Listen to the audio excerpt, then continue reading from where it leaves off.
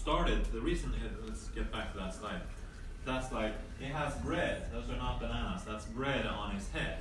So the main reason that the Arab Spring started was that because of the price of bread went up. So that's a huge issue, of course. One of the reasons that we saw the war in Syria was that they had 6 years of drought before. We talked about water loss before, but 6 years of drought was happening before the war started. That's not the only reason, of course, but it's definitely one of the main reasons. Migration is something that decreases the stability and safety for people migrating, and of course, it also changes the world for everybody. I've seen that already. Another big thing is, of course, wars. So we're going to talk about wars. And of course, the main country that is waging war in the world now is the US. They've actually dropped 70,000 bombs, and this is before Trump. This was in 2016. So this was Obama. He dropped 70,000 bombs just in the year in 2016. And these are the numbers of bombs dropped in Afghanistan also, as you see. So it increased a bit here, but as you see, it's been steadily decreasing. And there are currently 7 US wars, and they're actually deploying in 70% of the world's countries. They've spent about $5.9 trillion, so that's a whole lot of zeros. And that's after 9/11, so 5.9 trillion is the amount that was spent. Of course, it's not only US, it's the Russia also. They spend a lot on military. They do huge exercises that are aimed at provoking, and of course also to exercise for the taking over of basically most of Europe. So they do a lot of those things. North Korea, we've seen a lot of exercises around that, of course. Saudi Arabia is also a country that purchases huge amounts of weapons, mainly from the US, and they are currently waging war in Yemen, for example, officially. And of course, they're also active in Syria. China is, of course, building up huge amounts of soldiers also. So in the world, we're spending a lot of money on spending. So this is the number of types of war materials that we have. So we're spending huge amounts of resources and material and people on the wrong thing, of course. There are a lot of areas where we have wars and conflicts. This is a list of the ongoing armed conflicts in the world. And as you see, it looks very, very close to the water stress map that we saw before, right? And there's also threats of more war, of course. US, North Korea has been, well, they're friends now, but that's, of course, US, Iran, we've seen that almost every day. We see different things going on there. US, China, of course, there's a trade war going on. Israel, Palestine is an ongoing conflict that's been ongoing for decades. Turkey, Greece is another area where there's a lot of conflict. India, Pakistan is a really scary one. One of the reasons it's scary is that they're both nuclear, and they both have nuclear weapons. They're fighting for the same water resources, the water that is coming down from the Himalayas. So let's see some news articles around that also. Here's some more. There's also the Marine Corps General that warns the US troops recently that the war is coming. I'm not sure really what he's saying with that, but yeah. So this is something that's definitely on the horizon as a threat. That's something that we need to worry about. And one of the reasons, the main problems of why we have so much wars is for weapons trade. There's a lot of countries that sell guns, and these are the largest ones in terms of weapons material, not just handguns. And as you see, US and Russia are the largest ones in terms of actual sales per individual in the country, per capita. And Sweden is actually one of the higher ones. And this is something that's going up, of course, also. And this is the countries where the trade of, And this is, of course, something that is gaining people a lot of money. People are making money from this. And these are well-known companies, of course, making Airbus, you've heard about Boeing, Lockheed Martin. You see, these are big companies making a lot of money 12 every year. That's of course, yeah, lots. 875 million guns in the world. 74% of the world's weapons are supplied by the permanent members of the Security Council. And the worst type of war is, of course, nuclear war. And that's something that we worried a lot about in the 50s and 60s, during the Cold War, of course. And one of the main issues there is that now a lot of generals are talking about that in a nuclear war. It used to be a consensus that nuclear wars are bad, we cannot win it. But now both Trump and others are talking about a small, limited nuclear war. There have been studies showing that if we burst 100 nuclear weapons on the planet, on the surface of the planet at the same time, that will basically kill all of us. And how many do we have? Well, numbers here is a number, so it's about 13,000 something there. So we need 100 to kill us all permanently. We have 13,000. So one of the problems there is, of course, winter that would cause a lot of different issues there. Yeah, so this is something, now they're selling nuclear technology to the Saudis also. Yeah, so nuclear war is definitely something we need to worry about. Nuclear power is another thing. Last time I held this speech, somebody asked me, why are you picking so much on nuclear power? Because actually the other types of power are worse. Nuclear power is the cleanest type of energy we have, and it's horrible. The other ones are worse. But the reason I'm picking so much on nuclear power is that the potential for damage is so huge. Here are some, these, of course, Fukushima, Chernobyl, and Harrisburg are the major accidents, and then we have a lot of near misses. Another one that you might not have heard of was that it was very close to a nuclear meltdown. This is according to New Technique. In 2011, they had this article, a nuclear meltdown was close in Sweden at Forsmark.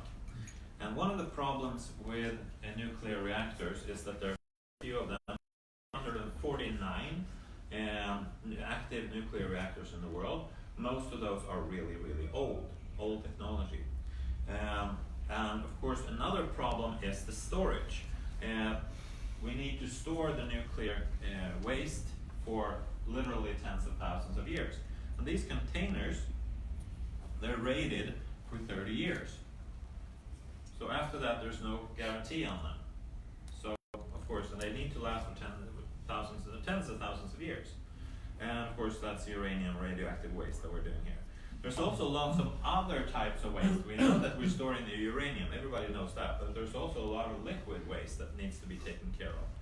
And of course, this plutonium-239, the one that we're usually using for nuclear power, can also be used for making bombs and making weapons in general. Another problem with nuclear power is that it needs a lot of cooling water. So that's why they put it, this is Harrisburg, and the reason they put it close to water like this is because they pump in water to cool the reactor. And if the water temperature goes up, then they can't cool the reactor anymore. So that's another problem with nuclear power. And all the problems that we're seeing, that we have seen, all the accidents that we've seen, is problems with shutting them down.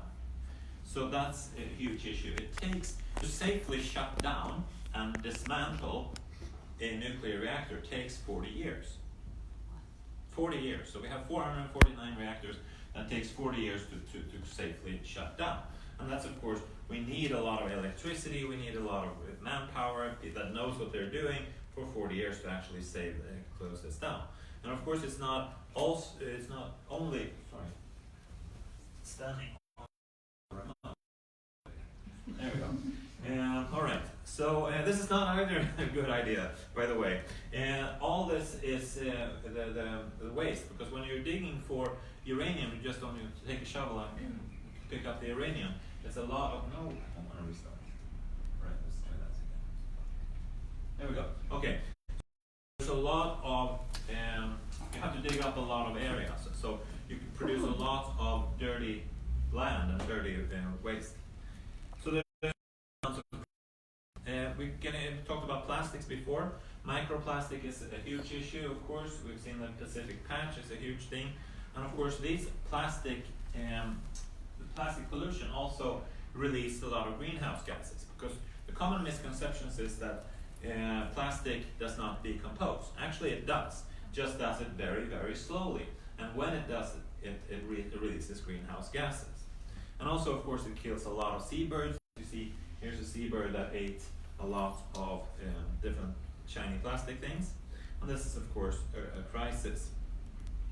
And when we're talking about the origins of this plastic, you see that clothing, for example, is a huge thing. Building roads is another one.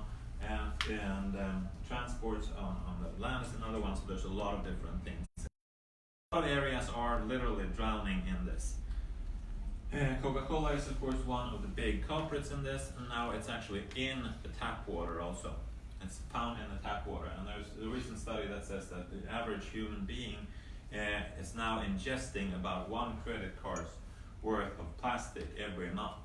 So that's what we're getting in plastic, and of course, nobody knows what's that going to do to our Caribbean Sea. Looks like this in some places. It's called a floating trash island. There's a lot of news about this also, of course. Let's get back to the clothing. There's a really good documentary called The True Cost, which goes through all the problems with clothing. One of the problems is, of course, that it causes a lot of emissions. Tanning is, of course, a huge problem when it comes to leather. Uses a lot of water. Plastics, of course, is used a lot in this industry also. Cotton is a huge causes huge problems there also. The dye is, of course, huge also. I would recommend you watching that True Cost movie. It's called The Second Dirtiest Industry. I don't really agree with that. I think the animal agriculture industry is larger. So the first one is, of course, the oil and gas industry. Second would be so I would say it's the third, but according to this True Cost movie, it's the second one. So both are large, there's no doubt about that. So we should, of course, not eat animals, and we should, of course, try to cut down on our clothing as much as possible. One of the problems is, of course, fast fashion, that it moves faster and faster. We're releasing new versions of everything as fast as possible. Another issue that is actually not mentioned at all in the Paris Agreement. Remember that thing? Important thing, right? It didn't mention air travel at all.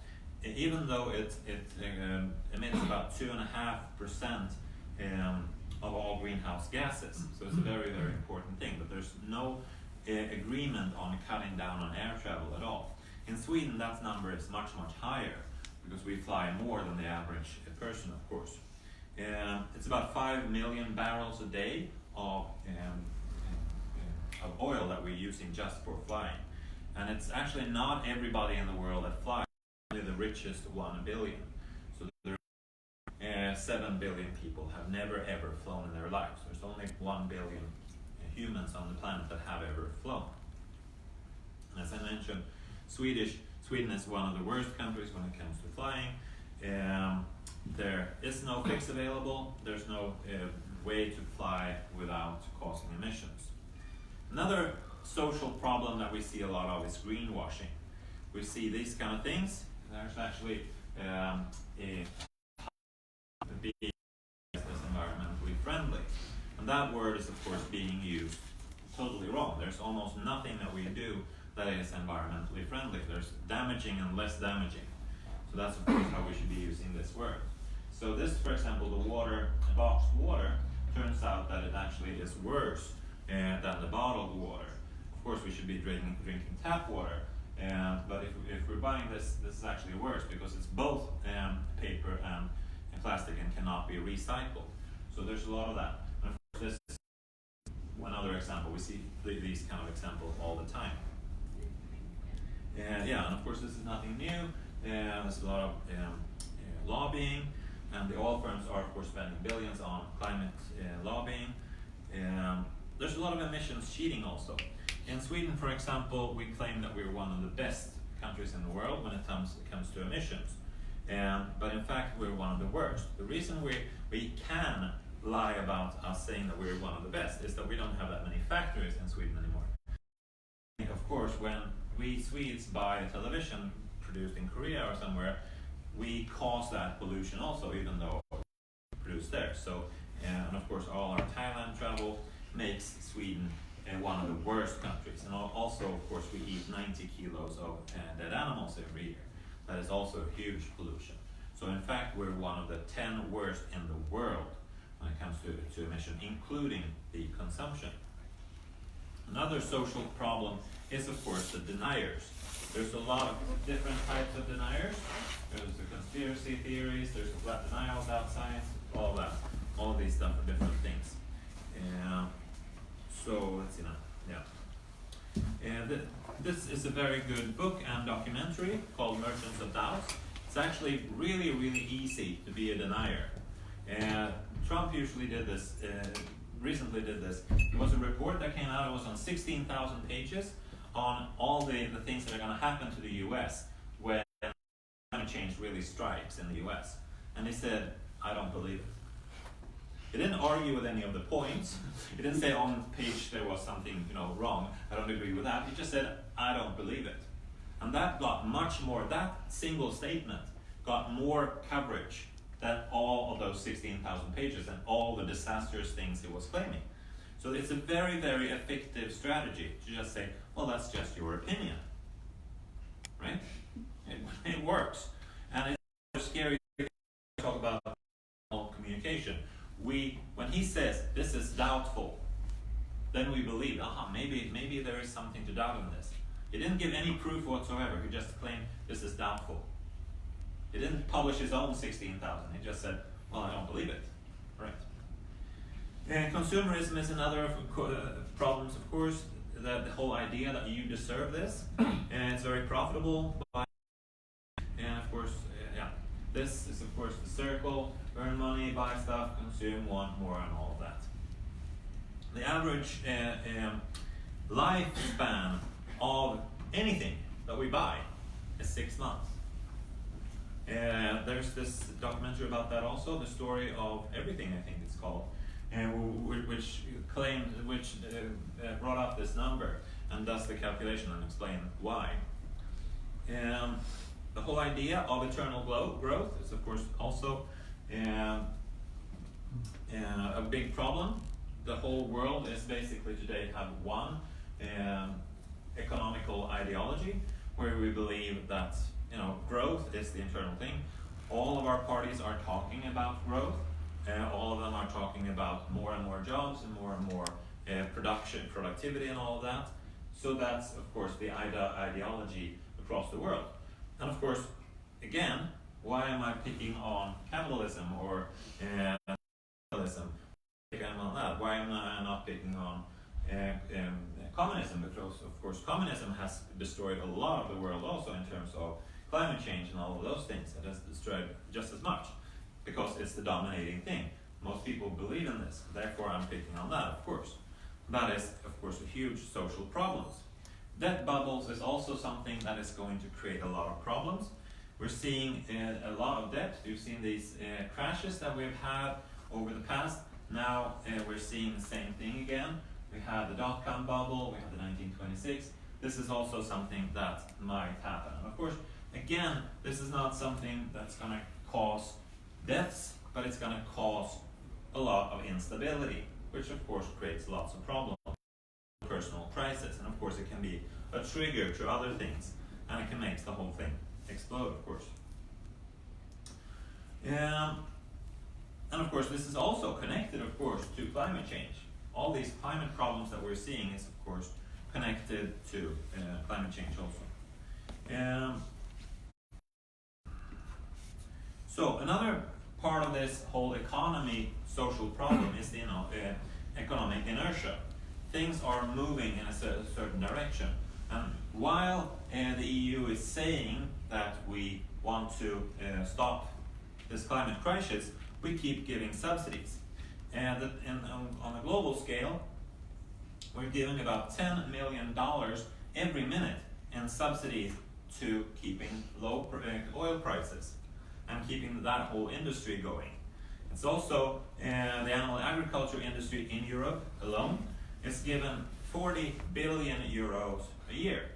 So it's great, of course, that people are making the choice not to eat as many animals, but our politicians are making it more difficult by keeping this industry floating.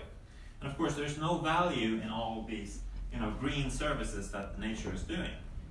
There's also an oil boom, of course, that's creating a lot of jobs, and that is, of course, something that creates a lot of problems. And big oil is asking government to protect it from climate change that happens. And so there's a whole conflict between these two areas. Starvation is, of course, another huge threat. Grain producers, these are where they are in the world. Italy saw a 57% harvest drop recently because of drought, of course, and of course as climate change. So climate change threatens all of this. Extreme weather threatens our growing cycles, our stability.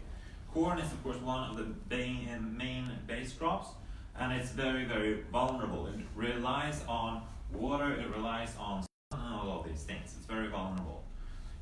We actually eat 60% of what we eat in terms of calories comes from these 4 base crops. There's about 30,000 edible plants on the planet, but about 60% of what we actually, our calories that we gain, comes from these plants. And of course, all of this growing is highly industrialized and highly vulnerable, because all of this requires, of course, water and sun and all of that. The rice fields are, of course, also one of the big culprits in terms of climate change and pollution, and a major part of the planet relies on the rice fields producing rice. We've seen recent starvation crisis in Yemen, where 85,000 children probably died from starvation. And this is, of course, a huge failure, and it's a very big risk of failures. If these big crops fail, that will cause a lot of starvation. Another problem that will change a lot of disruption, that will cause a lot of disruption, is automation. There's a lot of different areas where jobs will be displaced rather in the future, or rather in the future. And as you see, scale about 15% of all jobs. In Japan, it's almost 25% of all jobs will disappear very quickly because of that. And that, of course, causes a lot of disruption to the economy, to people's lives, and of course also the whole safety nets. And when people are trying to migrate in large scales because of their jobs being lost, that is becoming an issue, of course. And the fact is that a lot of people are becoming non-profitable. This is more, of course. It used to be very profitable to be able to control human beings. If you have a lot of human beings, you can make money from that. That's what, the whole economic system. If you can employ people and you can put them in a factory and make them work hard, you can make your money from that, right? And also, of course, for hundreds of years, kings, if they had a lot of people, great, we can go to war and we can win that war because we have a lot of people. That is not true anymore. You cannot make money from just employing people. People are not profitable. They have human value, that's a whole other thing, but they're not profitable. So that is something that has changed in the recent years, and that is, of course, changing also globally.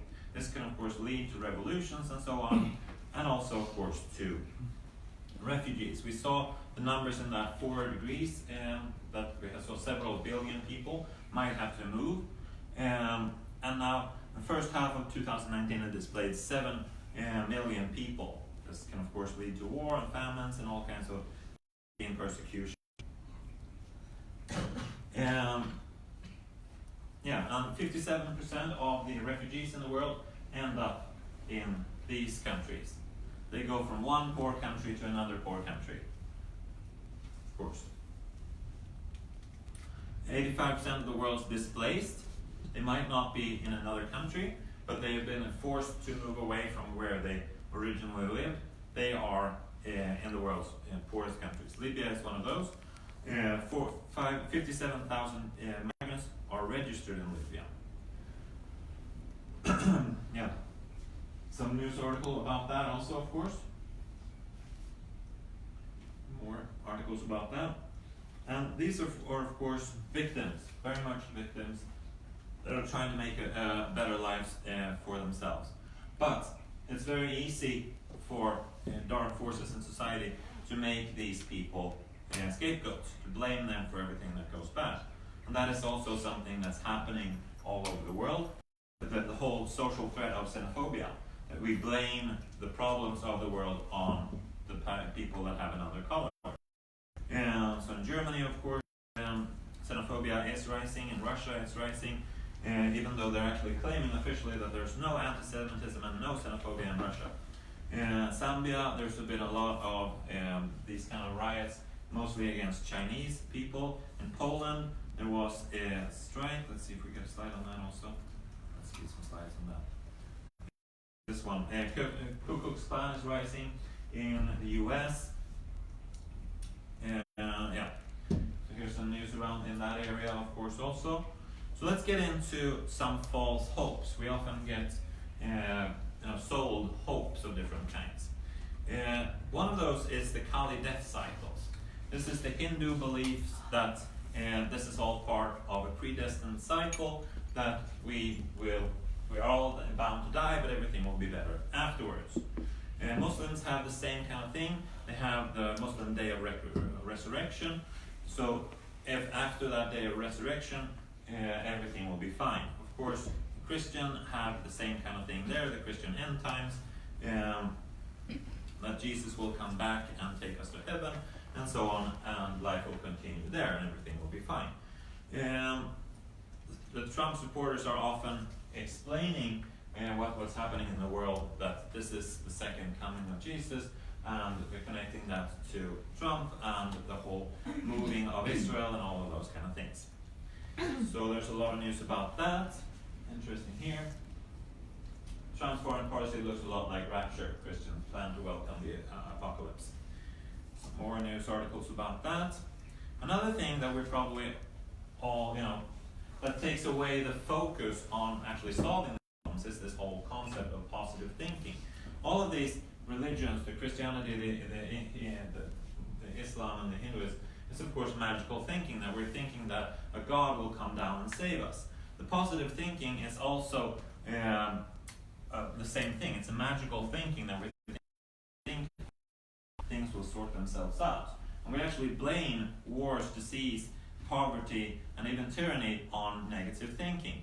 And of course this is the same kind of magical thinking that where you apply it to a God. Instead of dealing with the problem at hand, you rely on some kind of magical thinking to solve the problem. One other false hope is often these strong men that will solve a lot of this. We've seen, of course, Trump and Putin, Modi in India, Bolsonaro in Brazil, thank you, Gasol in Sweden, and a lot of these people, right? They're providing a simple solution to difficult problems. Just blame the immigrants or the Mexicans or the Muslims or whoever, and there's somebody else, and they have a strong solution to that. That is, of course, not a problem. We need to collaborate. We need not to push people out. Renewables is one of these other things that we hear a lot about that will solve the problem. Actually, what is happening is that, yes, we are getting water power, we're getting other renewables like solar power and wind power, those are things. But everything is growing. So these are actually getting on top of all the other things. So we're still using as much coal and so on. So we need, of course, to decrease all energy usage, because none of these other alternatives, like river water farms and wind farms and solar panels, they're not zero emissions. None of them are zero emissions. They're much less than oil and gas. They're not zero emissions, and that's the goal we need to get to. And the most effective way of doing that is, of course, to look at our needs. What do we actually want, and what do we actually need to have? And of course, to replace all of the current infrastructure in terms of oil and gas, there's huge investments, and that's a huge thing, of course. But that's really difficult. Electric cars is another one of these false hopes. Of course, if 11 billion people on the planet buy a Tesla and get around in a Tesla, of course it's rather ridiculous, right? We cannot have 11 billion Teslas. That will not solve the problem, because every one of those is not a zero emission vehicle.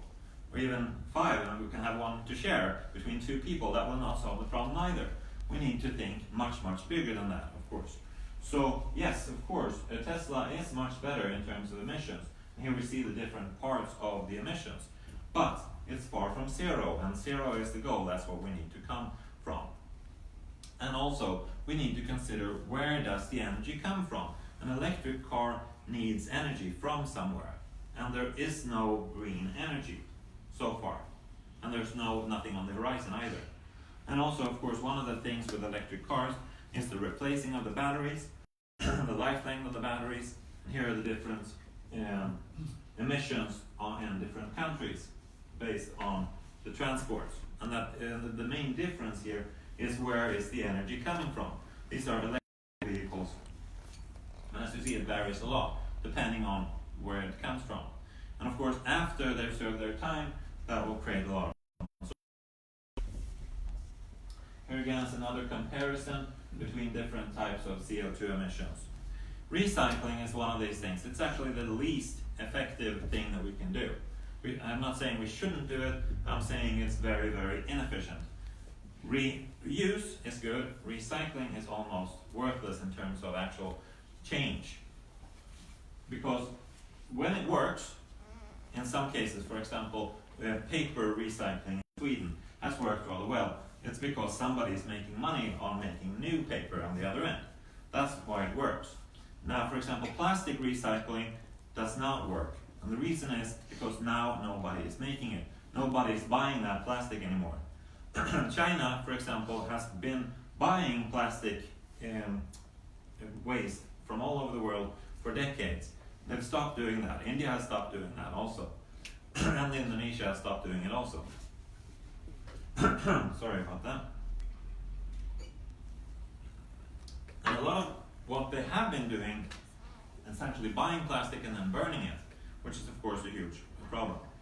It is a huge problem to handle recycled material, and they don't really have a solution for that. Batteries is of course part of the false hopes that we have. We can solve everything with batteries. The main battery source, it's a very dangerous, rare earth material, and it requires a lot of mining. And of course, Tesla is using those for example. We haven't really had any big battery breakthroughs. Lithium batteries came in the 90s. That's almost 30 years now. Since then, there talk about new types of batteries, but there hasn't really been one. Please feel free to yell out that I'm wrong if you because I hope I'm wrong in all of this. But, All right, these are the industries, the top 10 industries. One of the biggest industry in this calculation is the batteries. That's the one. Biofuel is another thing. When we're talking about biofuel, for example, the greenest company in Sweden was given a prize for that just a few months ago. That was an airline. And the main thing was that they were giving their food, which was not vegan food, but it was food on recycled plates or something like that. So they were given a prize for that effort. But of course, they're one of the biggest emitters in Sweden also. But when we one of the things that the airlines are talking about is that they want to use biofuel as much as possible. Biofuel is far from a zero emissions solution either, because of course biofuel relies on burning biomass, right? And of course, one of the things that you could be doing with that biomass instead is eating it, most likely that, or letting it stand, rewilding and all that, right? So it causes a lot of problem. It causes soil erosion because this is growing. This is agriculture, and as soon as you're looking at agriculture, you're seeing all kinds of problems. 70% today of the agriculture in the world is meat. That's the main thing. So if we take that away, that's great, yes. If we instead take that agriculture and start producing biofuel, we create the same kind of problems or other kind of problems. But it's not zero emissions, of course. It causes deforestation, water waste, and of course these are monocultures. Because you want to have a consistent grain, consistent biofuel, you grow monocultures. And of course, ethanol is something that we've been investing on in a lot in Sweden. Ethanol is not a clean thing.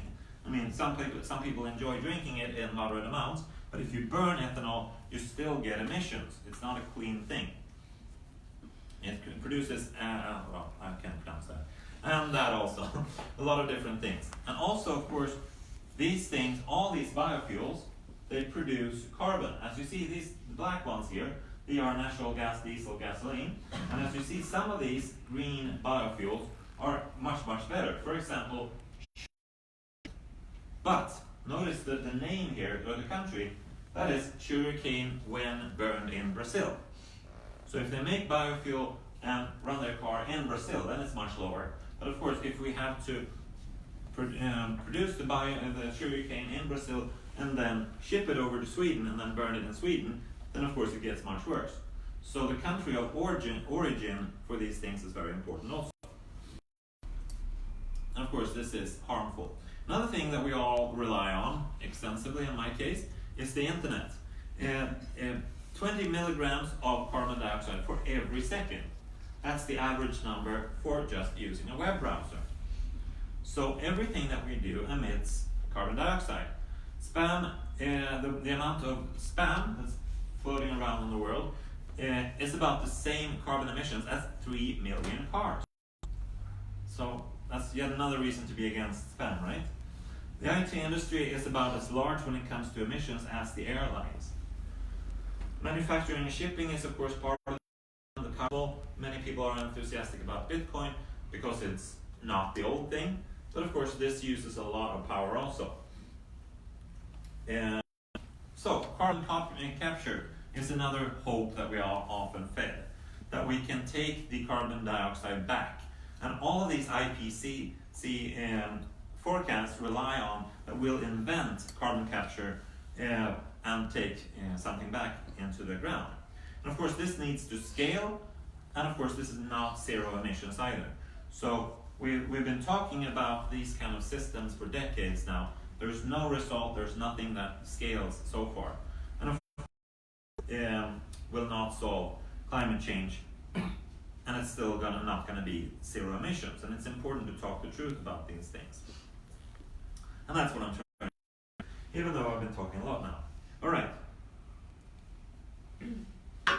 Just another 50 slides. All right, geoengineering. It's another thing of these. So basically, we're already doing geoengineering. We're changing the planet a lot. The idea behind geoengineering is that we'll take control of how we do this and release more aerosols in the stratosphere, so that we can get more of this global dimming thing. We can control that. So there are lots of different ideas around that. We are of course already doing it, but now we're doing it out of control. We're releasing a lot of things, right? The problem with this is a lot. First of all, if we start doing this, then we cannot stop. Because if we stop, then everything's going to come back. So if we start releasing aerosols, for example, then that's going to cool off for a while. Then we have to continue and continue and continue. Another problem is geopolitics. So say, for example, that California, they want to save themselves from the next drought. So they put up some kind of shield across, so put shade all over California. What's going to happen to Mexico in that case? Nothing good, right? We don't know exactly what's going to happen. Nobody knows. So when we're talking about solutions, we have to talk about solutions that will solve the whole. So geoengineering is not a solution. Another thing that we're often seeing is disaster movies. Anybody like those things? Sure. Yeah, I like them a lot. And they always start with the same thing. We ignore the scientist. There's a scientist saying, oh, this is going to be really bad if we don't do this, blah, blah, blah. All of that, right? Then we ignore that and all the bad things happen. And we run and run and run and run, right? And something bad happens and we run from all that over there. And then we lose stability, of course, and we get one crisis at a time. And we're able to survive all of it. But the problem is that none of these disaster movies are really taking that everything happened at once. And I've been talking for almost an hour and a half about all of that happen. For example, the nuclear reactors. If we get some kind of alien attack, will they leave the nuclear reactors standing? Or will they shut them down safely? Of course they won't. Right? If we get huge floods, one of the first things that's going to happen is the nuclear reactors. Another false hope, that's what we're talking about now, is the technical ark. Something like this, the Noah's Ark. We'll build that again. That's actually a real thing in Kentucky. Somebody built that. And the highest number of people we've been able to get off the planet at the same time is 15 so far. So we have 11 billion more to go. And NASA has built this thing, very, very impressive, but of course it will not save us. This, you've seen this from the movie 2012, they built these things to save us. This is an experiment that they did, Biosphere 2, where they tried to make a totally self-sustainable system, and they put, I think, 20 people inside this thing. They isolated it and tried to get people to survive in an isolated area. This is, of course, a really good idea to do this if you're flying to Mars, because there's no life, you have to take everything with you, literally everything with you. They had huge problems, and they had to put in extra food and stuff like that. Generation ships is another hope that we'll build these things, and we'll live in them for generations and fly to another planet. Start over. That is not something we can do. Something we can dream about, and it's not something we can do. So,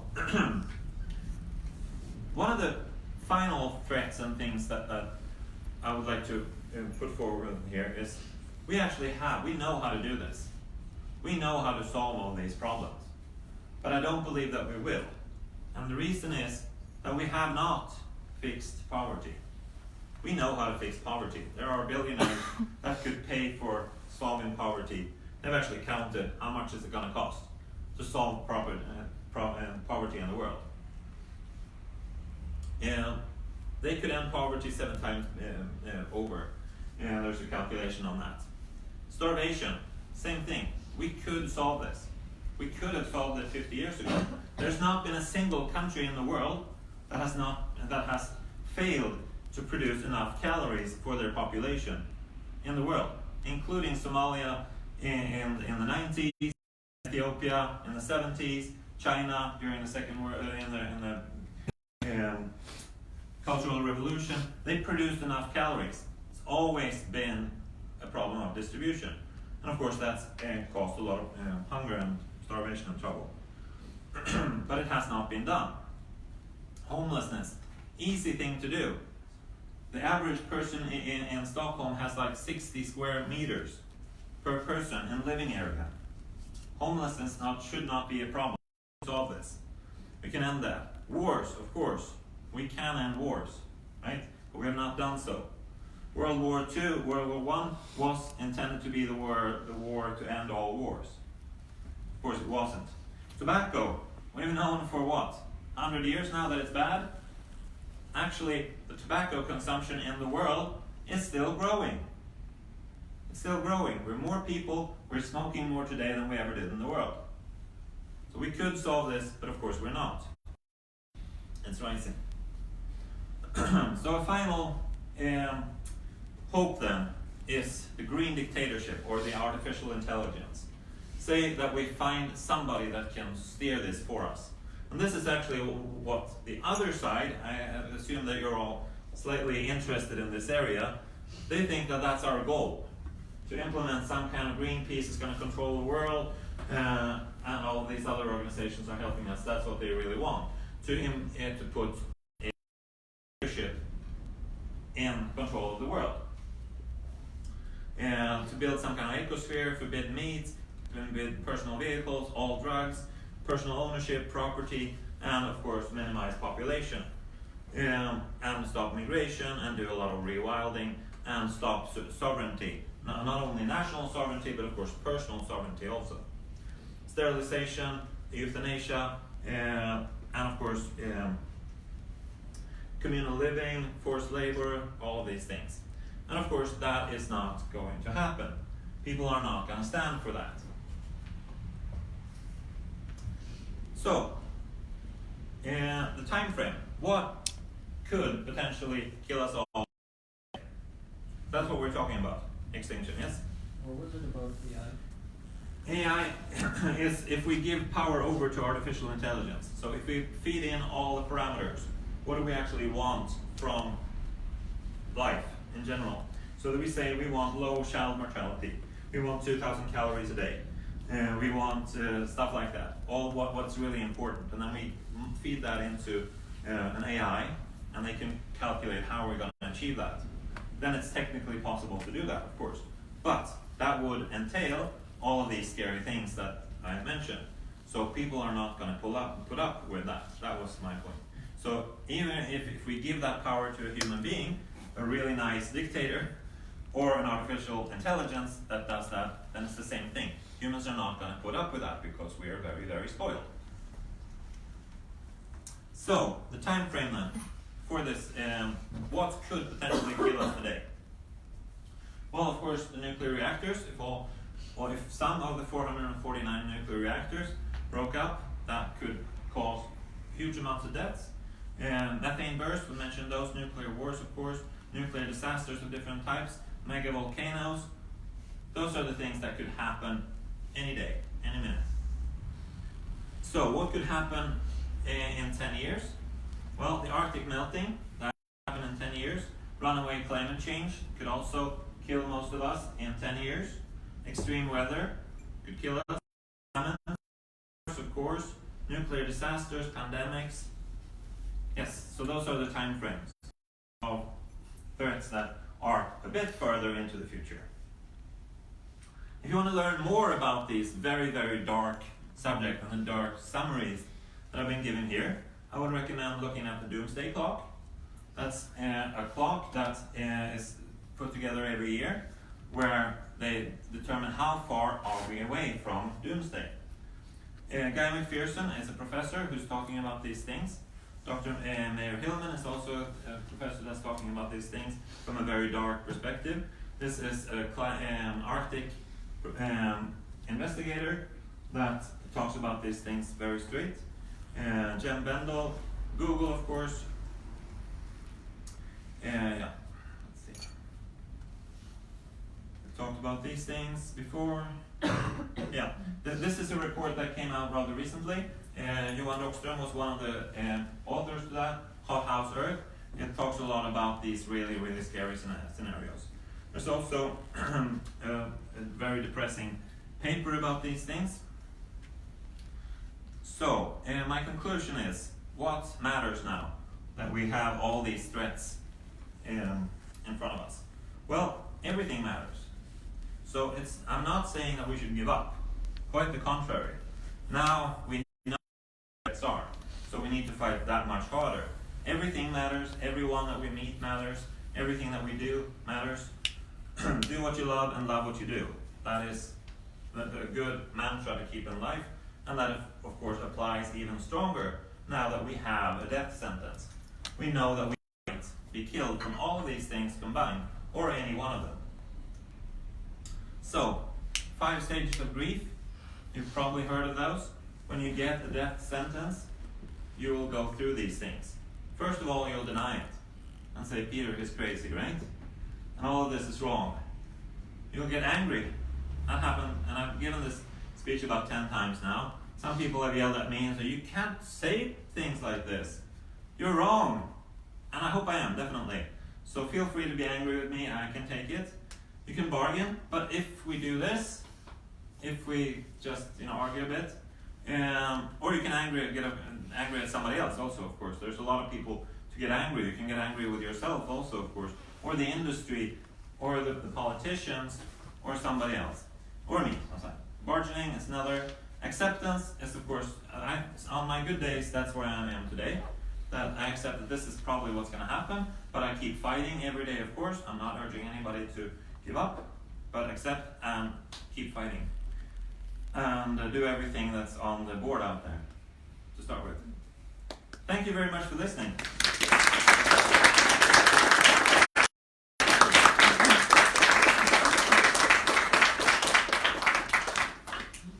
All right, questions?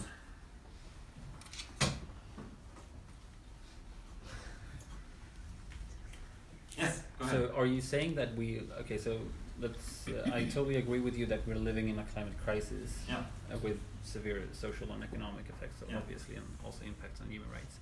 But are you saying that we have already, as a global community, failed to address it? Is it like already too late? What I believe personally, and yes, I think it's too late. And Homo sapiens will not survive. Homo rationalis, if we can change ourselves drastically, we could potentially survive. The tools are there. We know what to do, but I don't believe we will do them. So yes, that's what I'm saying. Yes. When you refer to the 11 billion people, yes. Where does that, is that in the future? Right? Yes, definitely. We're 7.8 now. Yeah. And the Rosling is a good source for that. He's been talking a lot about the population growth, and we're going to end up, population growth is not a problem per se, it's the consumption per individual, that's the problem. So the problem is now we've been having about 200 million babies a year, every year in the world since 1990s. The problem now, the reason we're getting more is that people are living longer, which is of course a wonderful thing. And we get to keep parents longer and stuff like that, right? People are not dying from preventable diseases anymore, which is a wonderful thing. So that's where we're going to end up.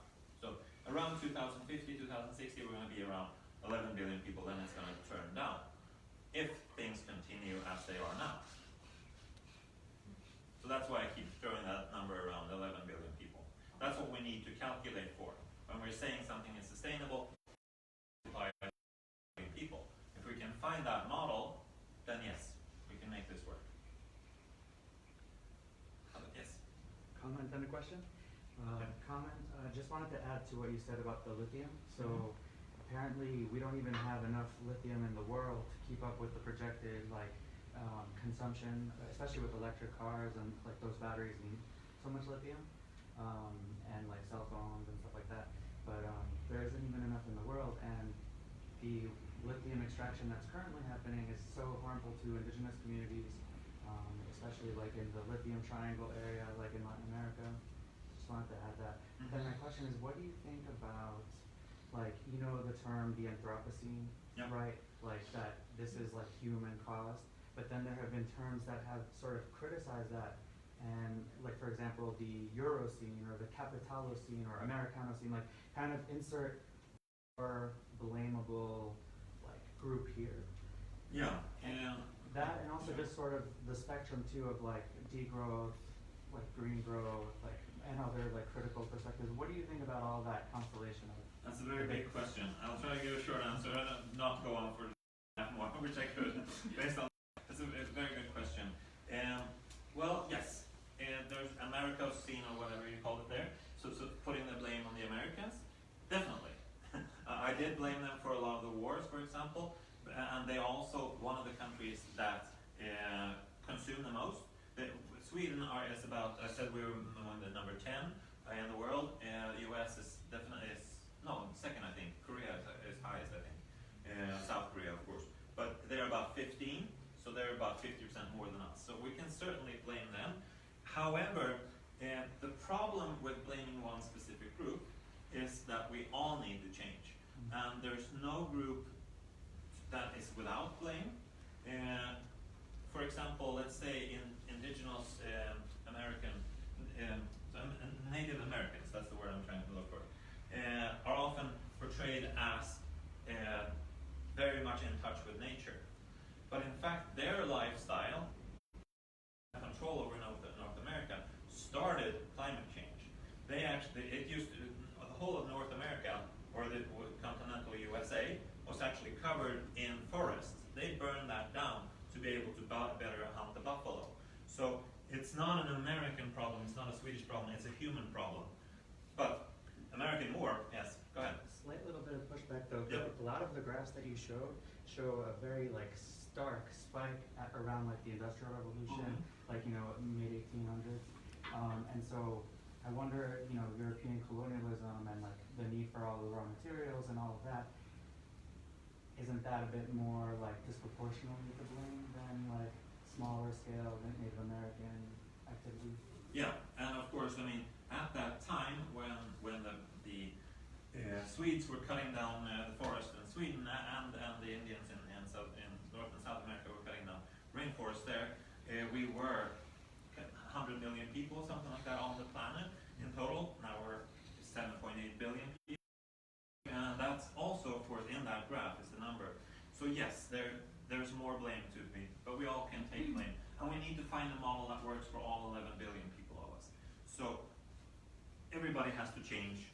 And regretfully, a lot of these people will have to move also. And we are very lucky to be in Sweden right now. We will have to accommodate a lot of these climate refugees if we are to find a solution. But of course, that's not what we're doing. That's not what the US is doing, that's not what Europe is doing, that's not what Sweden is doing. We're not preparing for taking in hundreds of millions or even billions of refugees. We're building walls.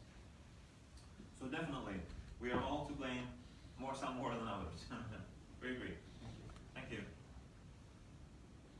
Other questions? Yes? Can you develop on what is your own political vision about that? Like, do you think it has to be like an international regulation? Do you think it come from civil society, national? Like, what is your own political vision of that? That's a very hard question.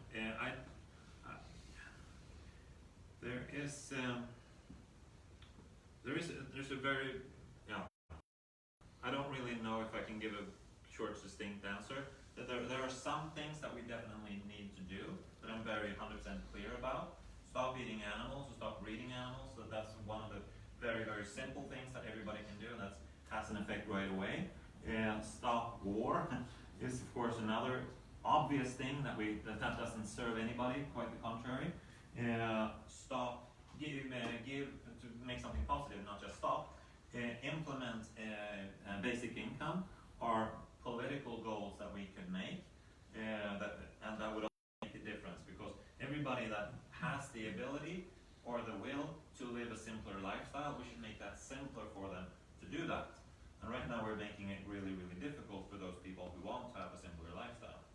So those are some political, but into a whole, and I'm not here to evangelize anybody. I have those solutions I believe in, but that's one of my really things that I worry about, is that nobody is talking about these things in a big enough way. There's nobody that has a vision. I don't really have it. I have some parts of it that I think are important, but no party in Sweden is talking about these things. So I'm active in the Djurens Parti, which is an animal rights party, but we don't have basic income. We don't have a moratorium on air flights, for example. So we're missing a lot of parts there also. We're basically, we talk a lot about animal rights, of course, and we talk a lot about the environment. Those are really important things, but not even we, which are a few thousand people only, we don't have a complete vision. And everybody should be talking about this. This is the most important thing. There's nothing more important, literally. And everybody should be talking about it. But instead, we are seeing so many lies around it. And that's what really scares me. Sorry, long answer, and not a good one either, but further question. Other questions? Yes? I would like to just hear a little bit more about you said the need that we need to transit from like Homo sapiens to Homo rationalis, and you also said like the tools, we have the tools. Yes. But I feel like, could you elaborate a little bit about like what is needed? What would your solution be? Everybody's looking for a solution. Yeah, that is bargaining. That's what you're doing Cool. right there. Bargaining And yes, right there. agree. Awesome. Yes, and I've been doing that for decades also, looking for a solution. And that's what we should be doing, of course. We're not going to go silently into the dark. We're going to fight for this and find a solution. I mentioned some of those things. Transparency is another one that I think Amnesty International, which another really good example. Amnesty International, the idea is that we shouldn't put people in prison for their beliefs or for speaking out about politics, which shouldn't have to exist. It doesn't make sense. It doesn't work to put people in prison for their beliefs. It's never worked. So that's another example. Amnesty International should not have to exist. It should be fixed already, and we haven't fixed it. But transparency is a really important thing there. If we could have everything open, what are we actually spending the money on? Direct democracy, those kind of things could definitely be part of the solutions, I think. That's the best I could do for this. With that, sorry. Other questions? Yes? Maybe it's a common question, but what is our duty as individuals? What is our what? Duty? Our duty as individuals to make some change? Well, as I mentioned, everything matters now. Everything really matters. So everything that you do on a daily basis matters. So minimizing definitely people, trying to minimize our damage on the world, on the other inhabitants of this world, and on the future. Yeah, so that's our duty. But we're also born into a system, so we can't take all the blame on ourselves either. Because, if we, for example, I can cut down on my personal expenditure of carbon dioxide, but I live in a society where the society uses a lot. So I can't really, accept what you cannot change and do what you can to change what you can. That's very cliche kind of answer. Yes? I just had a quick, somewhere in the middle of the lecture you said if everybody would change to a vegan diet that would cause different types of problems, and I think it showed a slide of, maybe I misunderstood, something about the... It would solve a lot of problems, definitely. It would minimize, it would solve a lot of problems. So that's one of the big solutions that actually exist out there. If everybody changed to a vegan diet, I hope I didn't say that it would cause problems. It would be a change, definitely. Change is always maybe I difficult. misunderstood. I thought you said something about if we would stop all the food that we produce or for animals, but we would maybe... Put that into, I was talking about biofuel, I think. Maybe that was, okay. Yeah, so if we move, now of course we're producing 70% we're using 70% of our farmland to produce feed for animals, right? That's causing a lot of problems today, right? If we took that away, that would solve a lot of problems. But if we took that land, and instead of rewilding, which is a good thing to do, we should do a lot of that, instead of that we took that and invested in biofuel so we can continue flying. That would create a lot of problems. I was talking very fast, so it's easy. Sorry about that. Thank you for clearing that up. No, veganism is a necessary step, definitely. It's not the only one we need to do, but we definitely need to do that. And it would create a lot of challenges. For example, what are we going to do with all the 7 billion animals that we currently have in Europe? That's 14 animals per individual that we have currently in captivity. How are we going to take care of those? Of course, the first thing is to stop inseminating so that we get more of those. And then we can start worrying about taking care of that. That's a moral obligation. But that's another lecture. All right, other questions? And I want to personally also thank you before we wrap this up, because of course one of the main problems that I'm seeing in society is that we're not talking about these things. So this is a way for me to talk about these things, talk about what I've learned. So I appreciate that you put up with all my negativity during these hours, and I got to talk to you about it. And I'm sorry that nobody told me I was wrong. I was kind of hoping for you to tell me that. But I appreciate your effort, and keep talking about these things, because, as I said, there's nothing more important. And I really appreciate you coming here to listen to me today.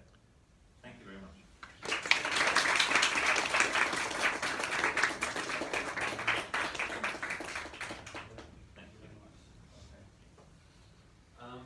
Yeah, I had some notes, but I feel like I can't bring that hope anymore. I feel like I have to accept that I'm here with the bargaining kind of thing. But I think there's a very good point in just accepting the fact that we are living in a climate crisis, which has already vast impacts on like social costs and economic costs. Eventually, there will be some sort of ecological impacts as well. But you're also pointing out very clearly that this is not a reason to stop fighting should try to do everything we can to make the impact as little as possible. And I think the reason to why we are in this climate crisis, or like sort of my personal opinion, but I think a lot of you can agree upon it, that we have a failure of the global community. We have the people in power, the people who can actually bring about change, the people with legislative power and economic power. They don't really seem to share our interest in addressing the climate crisis. And that's why we need, as people, as individuals, as citizens, as community, we need to start to demand change and leadership. I would say that's my bargaining. That's my idea. That's our idea. So today, we in the Amnesty Business and Human Rights Group, we invite you all to take some action today. Start the journey of demanding change in leadership. And action starts with the first step. On a personal level, it can be doing changes in one's own lifestyle. It can also be starting to raise your voice. We have listed 4 high impacts behind here on the wall. There is a little mind map of 4 personal changes that you can start to implement today. These changes, we also invite you to post them on a post-it note here on our climate commitment wall, also right here behind us. Please also feel free to write down your name on the other side of the post-it note, and we will get back to you in 30 days. We will also take a picture of this commitment wall and post it on social media, try to inspire and motivate other people to take action. There was one more thing I wanted to say. Yes. You can also take pictures of yourself. You can post it on social media. We have a couple of hashtags that you're very much welcome to use.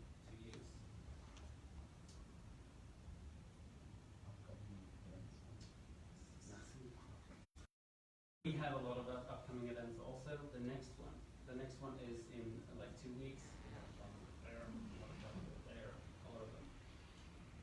The next one is on hitting the fossil fuel companies where it hurts financial assets. We're calling for divestment, which means selling off all your assets in fossil fuel companies.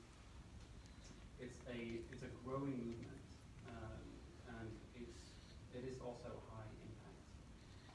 So